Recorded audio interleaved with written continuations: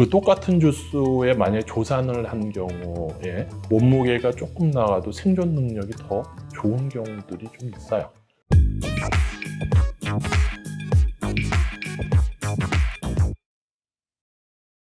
안녕하십니까. 산모분들과 환자분들의 건강을 성실히 책임지려고 노력하고 있는 산부인과 전문의 박건호입니다. 반갑습니다.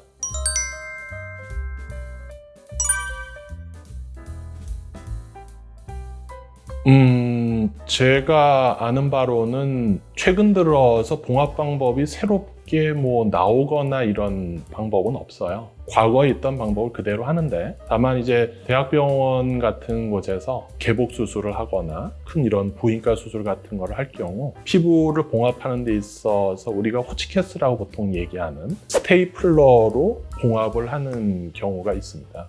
잠시 후에 말씀드리겠지만 스테이플러 같은 경우에는 피부의 장력, 그러니까 당겨지는 힘을 장력이라고 하죠. 그런 장력을 덜하게 하는 데는 상당히 효과가 있을 것으로 생각을 합니다. 그래서 실제로 스테이플러를 써서 봉합을 했을 경우에 피부가 많이 부푸는 것이 조금 덜한 경향을 많이 제가 보는 걸로 저는 생각을 하고 있어요. 근데 이제 방금 말씀드렸지만 흉터를 덜 남게 하는 거는 피부가 어느 정도의 최소한의 장력을 받고서 봉합이 되느냐가 가장 중요하죠. 그래서 봉합을 꼼꼼히 잘 하느냐, 그게 굉장히 중요하고요. 만약에 봉합을 잘 해놨는데도 불구하고 이 상처가 벌어지려는 힘이 너무 강한 상태면 흉터가 크게 남는 경향이 많습니다. 실제로 그 장력을 버티지 못하면 상처가 벌어지기도 하겠죠.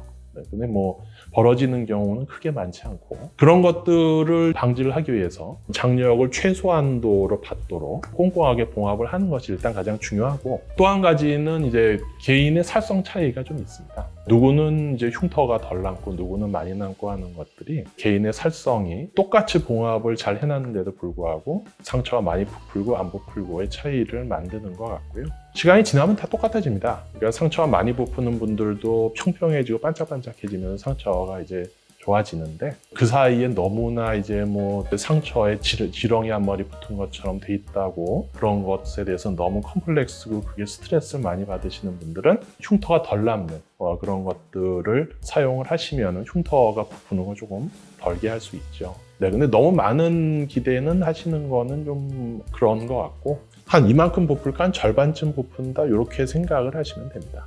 네.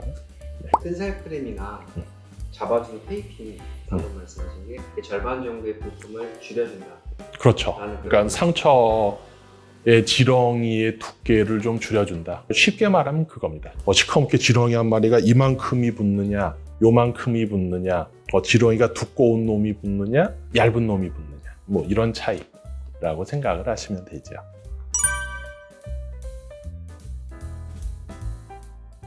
어느 정도 통증이냐? 저도 이제 화면으로 보시다시피 남자라서 애를 낳을 수가 없죠. 보통 이제 통증의 강도에 있어서 사람이 느끼는 통증 중에서 가장 강한 통증 3가지가 있습니다. 뭐인 것 같습니까? 제일 아프다 안 아프다가 아니고, 이제 사람이 도저히 참을 수 없는 거. 이건 정말 못 참아. 치통은 절대 못 참습니다. 심각하게 앓으시면은 그게 얼마나 심한 통증인지 아시게 돼요. 속담도 있죠. 알턴잎 빠진 듯. 시원하다는 얘기잖아요. 저는 실제로 사랑니가 하나 썩어서 뽑아봤는데 정말 그 속담이 정말 이해가 되더라고요. 이를 빼니까 하나도 안 아파. 이제 그게 치통이에요. 굉장히 심한 거죠. 이거는 강도가 치통이 제일 세다 이 말씀 드리는 게 아니고, 그리고 또 하나가 결석, 요로결석. 떼굴떼굴 구르죠. 이게 돌이 걸려서 내 요관이 막 늘어나고 있을 때의 통증 굉장히 심하겠죠. 그죠? 그리고 또 하나가 바로 산통입니다. 출산할 때의 진통. 제가 많은 산모분들을 지금까지 뵙고 그분들이 이제 진통을 하는 거를 봐왔는데, 그 사람이 아무리 제 앞에서 많은 거를 숨기고 저는 이런 사람이에요, 이렇게 사람이 이렇게 가면을 쓰고 자기의 본성을 숨기면서 사는 게 원래 사람의 삶인데 모든 게 다 나옵니다.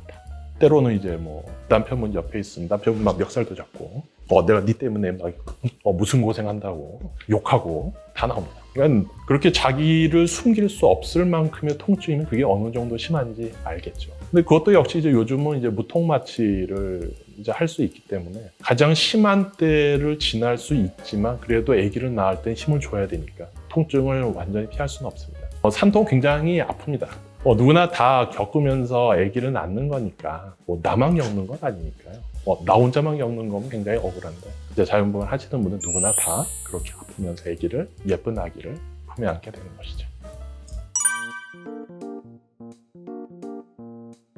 자연분만 하면 3일, 제왕절개 수술하면 7일 이렇게 되어 있는데 사실 순조롭게 회복이 되는 분들이면은 사실 7일까지 안 봐도 됩니다. 제왕절개 수술인 경우에는 수술 후 4일 정도면 이제 혼자서 누웠다 일어났다 잘 하실 수 있으면 일상생활이 다 되는 거니까 물론 심한 육체 노동을 하거나 이런 건 안 되겠지만 근데 이제 수술 후 처치의 문제에 있어서는 제왕절개 수술이 아무래도 회복 기간이 더 오래 걸리는 걸로 아시는 게 맞기는 합니다. 제왕절개 수술을 하시게 되면은 옛날에 이제 요즘은 거의 그렇게 잘 안 하는데 잠자고 광 꽂고 하는 마취를 하고서 제왕절개 수술을 했었죠. 그거면은 수술 다 끝나고 나면은 폐에 가래가 끓으니까 나는 배가 아픈데도 불구하고 가래 뱉으라고 열심히 잔소리를 옛날에 많이 했었죠. 그게 왜 그러냐 하면은 수술 후 하루나 이틀 정도까지는 그 가래를 못 뱉어내게 되면 그게 폐렴이 생겨서 열이 심하게 날 수 있기 때문에 그것 때문에 많이 고생들을 하셨는데 요즘은 이제 그렇게 잘 안 해요. 척추 마취를 해서 하반신만 마취를 시키고 그 다음에 아기 나오는 거를 직접 눈으로 먼저 본 다음에 그 다음에 잠깐 주무시든 그러니까 광 꽂고 하는 마취를 안 하니까 폐에 대한 합병증이 아무래도 적어졌으니까 그건 굉장히 좋아진 거죠. 그리고 그 이후에 수술 후 한 5일에서 일주일 정도까지 요로 감염이 문제가 됩니다. 갑자기 열나요. 이 제왕절개 수술할 때에도 이제 소변줄을 꽂고 하루 이틀은 소변을 빼야 되니까 소변줄을 꼽는데 거기로 균이 들어가서 이제 방광이나 아니면 요관 또는 심하면 이제 신장까지 감염이 되면서 열이 심하게 나는 경우도 역시 수술 후 합병 중에 하나인데 요즘은 거의 없죠. 수술 후 바로 뺍니다. 빨리 운동하시라고. 그러니까 그것도 사실 굉장히 적죠. 그 다음에 이제 열나는 원인들이 이제 상처에 감염이 있는 경우가 있는데 그거는 사실은 개인 차이가 굉장히 많습니다. 출산 후 한 열흘 정도 지났는데 열이 나는데 열이 나는 곳을 찾을 수가 없는데 나중에 보니까 상처 밑에 고름이 차거나 이러는 경우가 있을 수 있죠. 그런 것들을 감안을 하면 제왕절개 수술이 아무래도 회복 기간이 길 수 있다라고 생각을 하는 게 맞는 것 같습니다.